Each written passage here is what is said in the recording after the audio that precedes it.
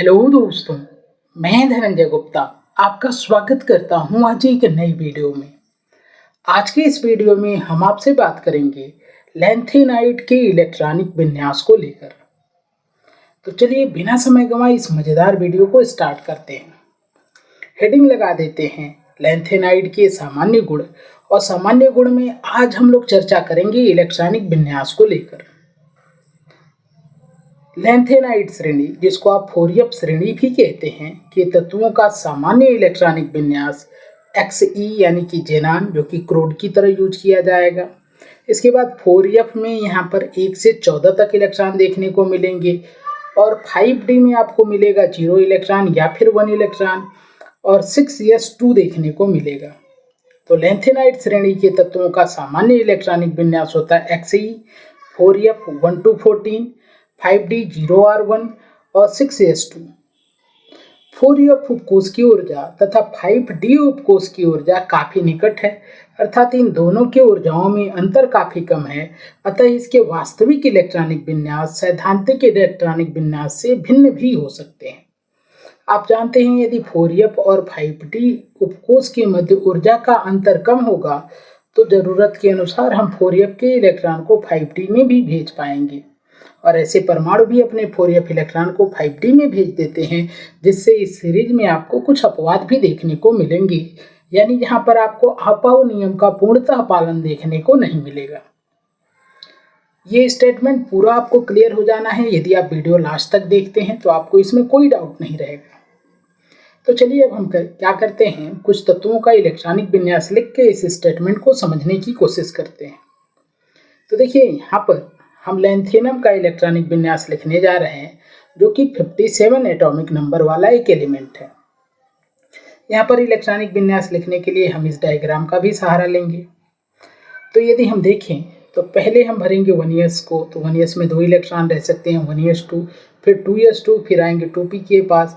ये डायग्राम ये बताता है कि किस क्रम में आपको उपकोषों को भरना है, और यदि इसके अनुसार उपकोषों को भरते हुए हम इलेक्ट्रॉनिक विन्यास लिखें तो 1s2, 2s2, 2p6, 3s2, 3p6, 4s2, 3d10, और फिर 4p6, 5s2, 4d10 और 5p6 और 6s2। यहाँ पे आप देख भी सकते हैं 6s2 के बाद नंबर आएगा फोरियप का, तो फोरियप में 1 इलेक्ट्रॉन यहाँ पर हमने रख दिया, और यहाँ पर फोरियप तक ही इलेक्ट्रॉन खत्म हो गए, इसलिए 5D तक हम आए तो कोई इलेक्ट्रॉन रखने को नहीं मिला। तो यहाँ पे हम 5D 0 भी लिख सकते हैं, या फिर आप चाहें तो 5D 0 न भी लिखें, तब भी बात यही है।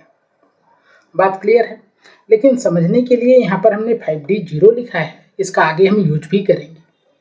और यहाँ पे इलेक्ट्रॉनिक विन्यास हमने लिखा है अपाव नियम से, इस क्रम का पालन करते हुए। लेकिन अभी मैंने बताया कि फोरियप और 5D की ऊर्जा काफ़ी पास है, तो यदि यहाँ पर परमाणु चाहे तो इस फोरियप के इलेक्ट्रॉन को 5D में भी भेज सकता है।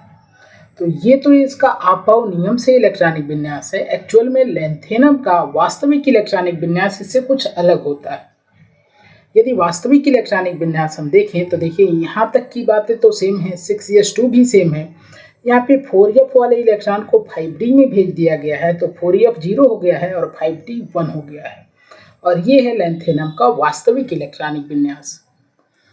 अब यदि आप इस इलेक्ट्रॉनिक विन्यास को देखें तो अंतिम इलेक्ट्रॉन n-1 यानी कि 72वां कोष तो 6वां है, लेकिन अंतिम इलेक्ट्रॉन 5वें कोष के डी उपकोष में गया है, n-1 डी उपकोष में गया है, और इस आधार पर हम कहेंगे कि लैंथेनम डी ब्लॉक का एक तत्व है।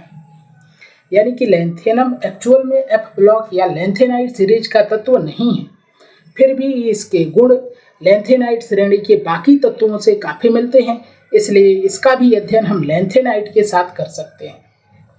तो लैंथेनम वास्तव में डी ब्लॉक का तत्व है, लेकिन F ब्लॉक के लैंथेनाइड सीरीज के तत्वों से इसके गुणों की समानता के कारण इसको हम डी ब्लॉक के साथ साथ F ब्लॉक में रखकर भी पढ़ सकते हैं। उम्मीद है बात आपको क्लियर हो गई है। मैंने पिछली वीडियो में भी ये बात आपको समझाई थी। फिलहाल आज हम लोग इलेक्ट्रॉनिक विन्यास पे चर्चा कर रहे हैं। तो ये लैंथेनम का इलेक्ट्रॉनिक विन्यास हो गया। अब यहाँ से यहाँ तक का जो इलेक्ट्रॉनिक विन्यास है, इसके स्थान पर मीन्स जो यहाँ पे मैंने सर्किल कर दिया है, इसके स्थान पर हम एक अक्रिय तत्व लिख सकते हैं। यहाँ से यहाँ तक आप जोड़ सकते हैं, तो यहाँ से यहाँ तक आपको इलेक्ट्रॉनिक विन्यास 54 तक का मिलेगा। 54 यानी 54। तो 54 जो एटॉमिक नंबर होता है वो ज़ेनॉन का होता है। तो यदि लैंथेनम के इलेक्ट्रॉनिक विन्यास को हम थोड़ा शार्ट में लिखें, तो यहाँ से यहाँ तक के इलेक्ट्रॉनिक विन्यास को हम क्रोड द्वारा प्रदर्शित कर देंगे, यानी ज़ेनॉन से प्रदर्शित कर देंगे। और इसके बाद जो बच रहा है 6s2, 4f0 और 5d1। बात क्लियर है? तो अब हम चाहें तो हर बार इतना बड़ा इलेक्ट्रॉनिक विन्यास न लिखें, हम शार्ट में लिखेंगे। तो हम कैसे लिखेंगे? जैसे मान लो हमको लैंथेनम का इलेक्ट्रॉनिक विन्यास लिखना है जिसका एटॉमिक नंबर 57 है, तो सीधा हम क्रोड लिख देंगे Xe, और Xe लिखते ही 54 तक का इलेक्ट्रॉनिक विन्यास हमारा पूरा हो जाएगा। तो 54 तक का हो गया है, और उसके बाद हमारे पास ऑप्शन रहेगा 6s को फिल करने का, 4f को और 5d को भरने का। तो 54 हो गया है। यहाँ पे हम क्या करते हैं, 6s में 2 रख देते हैं। तो यहाँ पर हमने देखा कि 57 में से 54 इलेक्ट्रॉन रख दिए तो 3 बचे। तो देखिए यहाँ पे मैंने माइनस करके आपको दिखाया है।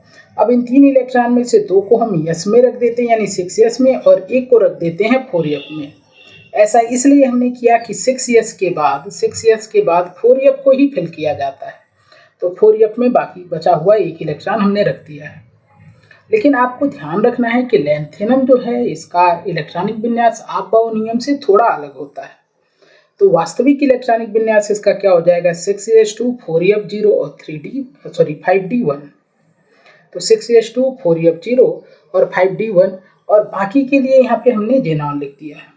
तो अब हम इलेक्ट्रॉनिक विन्यास ऐसे ही शार्ट में लिखा करेंगे। उम्मीद है बात आपको समझ में आ गई है। चलिए एक बार और इसको समझने की कोशिश करते हैं दूसरे तत्वों को लेकर।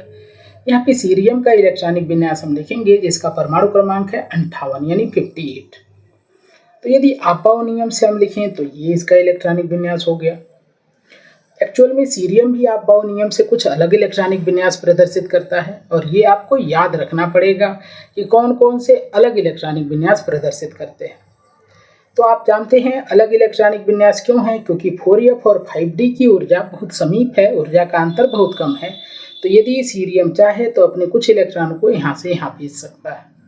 तो एक्चुअल में होता क्या है, ये जो 4f2 है यहाँ से एक इलेक्ट्रॉन 5d में चला जाता है।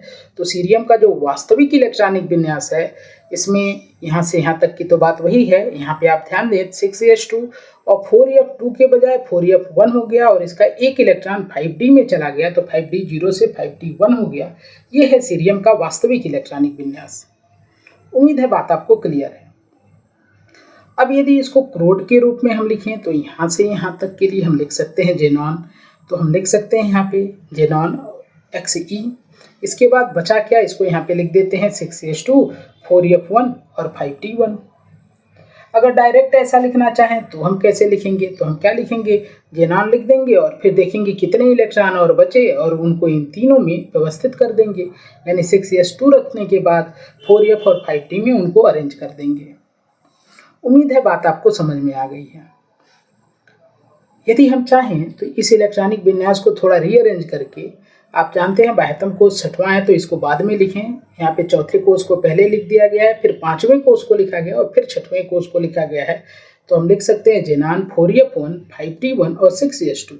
तो यहाँ पर कोष वाइज हमने उसको रीअरेंज कर दिया है, यानी कि सेल वाइज रीअरेंज कर दिया है। उम्मीद है बात आपको समझ में आ गई है।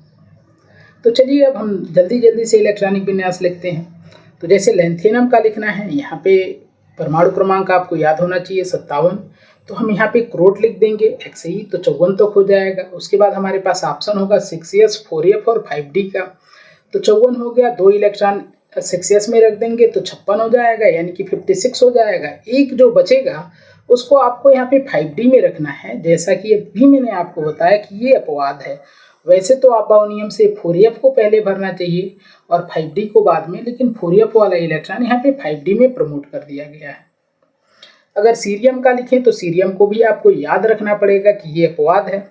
तो क्या हम लिखेंगे, Xe लिख देंगे, तो ये हो गया 54, और फिर 6s2 रख देना है तो 56 हो गया। 2 बचा है तो इसको 4f2 रख देंगे और इस बार 5d0। लेकिन आपको पता है कि सीरियम भी अपवाद है, एक्चुअल में होगा क्या कि 4f का एक इलेक्ट्रॉन 5d में चला जाएगा और इलेक्ट्रॉनिक विन्यास कुछ इस प्रकार का हो जाएगा, जेनान 6s2 4f1 और 5d1। तो ये दोनों आपको याद रखने हैं और बाकी उसके बाद बड़े आसानी से आप लिख सकते हैं। जैसे प्रेजियोडाइनियम Pr59 का लिखना है तो Xe हम लिख देंगे तो 54 हो जाएगा, फिर 6s2 यानी 56 हो गया, बाकी 3 बचा जिसको 4f में रख दिया। और 4f में इसलिए रखा क्योंकि आप नियम से 4f ही पहले भरा जाता है, तो यहाँ पे कोई अपवाद नहीं है, इसलिए यहाँ के इलेक्ट्रॉन 5d में प्रमोट नहीं किए गए हैं तो 5d 0 हो गया। ऐसे कंडीशन में आप चाहें तो 5d को 9 भी लिखें तब भी बात वही है। फिर आ जाते हैं नियोडिमियम का, 60 का लिखते हैं तो 60 में क्या करेंगे, Xe कर देंगे तो 54 हो जाएगा। 6s2 तो सब में रहना है तो 54 2 56 हो गया, बाकी 4 बचा उसको 4f में रख दिए, 5d में 0 इलेक्ट्रॉन यानी 5d खाली है। इसी तरह 61 का लिखना है प्रोमीथियम का, तो हम क्या करेंगे, Xe लिख देंगे, 6s2 तो सब में रहना है तो 6s2 लिख देंगे और उसके बाद ऑप्शन है 4f और 5d का, तो ये भी कोई अपवाद नहीं है, तो बाकी के 5 इलेक्ट्रॉन को 4f में रख दिया गया।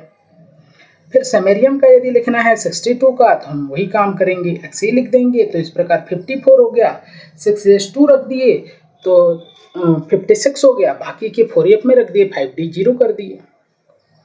अब आते हैं यूरोपियम का लिखते हैं, तो यूरोपियम पे आप देखें तो क्या Xe लिख दिया गया यानी 54 हो गया, 2 इलेक्ट्रॉन यहाँ रख दिए गए 6s में तो 56 हो गया, बाकी के साथ यहाँ पे रख दिए गए, 5d को 0 रहने दिया, यहाँ पर भी कोई अपवाद नहीं है।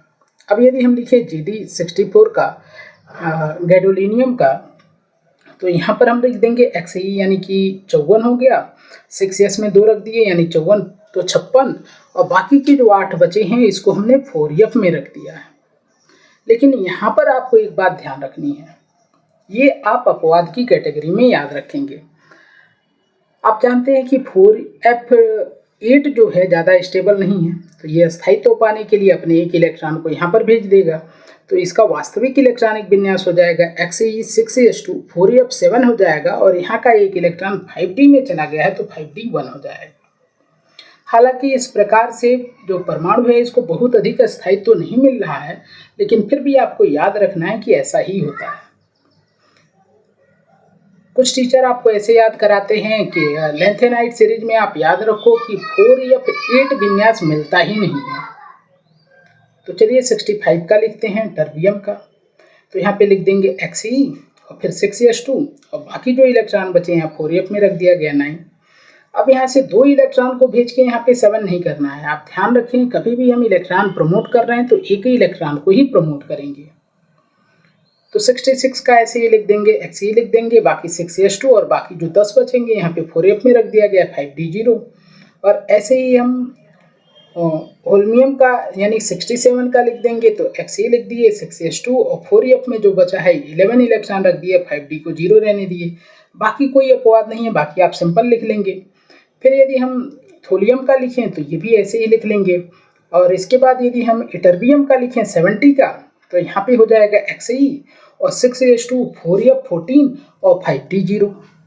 अब आप देखें 4f पूरा भर चुका है, तो जब आप 71 यानी कि लुटेशियम का लिखेंगे तो यहाँ पे हो जाएगा Xe 6s2 और 4f14 पहले ही हो चुका है, तो अगला इलेक्ट्रॉन 5d 1 में चला जाएगा। अब आप सोचेंगे कि सर यहाँ पे इलेक्ट्रॉन अंतिम इलेक्ट्रॉन तो 5d में गया, तो इसको d ब्लॉक का कहना चाहिए, लेकिन ऐसा नहीं है, इसको भी हम f ब्लॉक एलिमेंट के साथ ही पढ़ते हैं। उम्मीद है सारे इलेक्ट्रॉनिक विन्यास आपको समझ में आए हैं। यहाँ पे कुछ एक्सेप्शन है जिसको आपको ध्यान रखना है।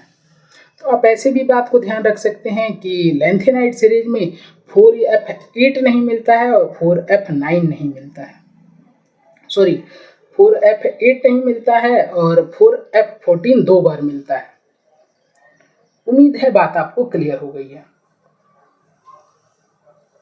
अब यदि इन सभी इलेक्ट्रॉनिक विन्यास को आप वापस से देखें तो आप समझ सकते हैं कि लेंथेनाइट सीरीज में क्या था, क्रोड Xe था, इसके बाद 6s2 सब में था, और F में आपने देखा कि एक इलेक्ट्रॉन से बढ़ते बढ़ते 14 तक हो गए। तो इसीलिए हमने शुरू में ही आपको बताया था कि लेंथेनाइट सीरीज का जो सामान्य इलेक्ट्रॉनिक विन्यास होता है वो होता है Xe 6s2 4f में 1 से 14 तक इलेक्ट्रॉन देखने को मिलेंगे और 5d है, इसमें आपको कई बार 0 इलेक्ट्रॉन देखने को मिलेंगे और कभी कभी 1 इलेक्ट्रॉन भी देखने को मिलेगा। तो लैंथेनाइड सीरीज का सामान्य इलेक्ट्रॉनिक विन्यास होता है XE 6s2 4f 1 to 14 और 5d 0 or 1। और कहीं कहीं पे अपवाद हैं, यानी कि जो 4f वाले इलेक्ट्रॉन थे उसको 5d में भेज दिया गया था। तो इसका कारण था कि इन दोनों कोषों की ऊर्जाएं काफ़ी निकट हैं, ऊर्जाओं का अंतर बहुत कम है। उम्मीद है बात आपको क्लियर हो गई है। तो दोस्तों ये थी आज की वीडियो। उम्मीद है आज की वीडियो आपको पसंद आई है, तो लाइक करें, अपने दोस्तों के साथ शेयर करें, हमारे इस चैनल को सब्सक्राइब करके बेल आइकन को प्रेस कर लें। आज की ये वीडियो देखने के लिए आपका धन्यवाद। मिलते हैं आपसे अगली वीडियो में एक नई टॉपिक के साथ।